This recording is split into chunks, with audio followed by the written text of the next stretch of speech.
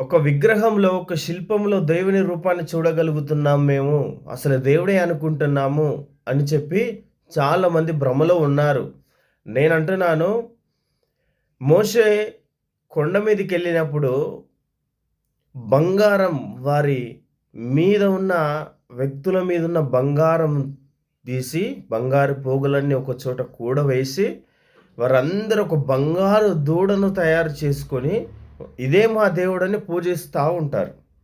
ఎంత గుడ్డితనం, ఎంత ఎడితనమో చూడండి. బంగారు దూడను తయారు చేసి, దాన్నే దేవుడని పూజిస్తారు.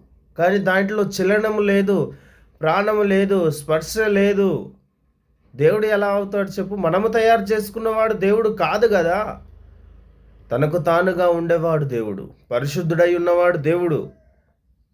నీతిమంతుడై ఉన్నవాడు దేవుడు. పాపము చెయ్యనివాడు దేవుడు.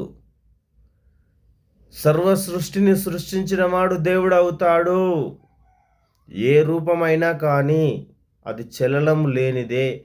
అది ఒట్టి విగ్రహమే. దేవుడు కానే కాదు. ఎవ్వరు నమ్మకండి.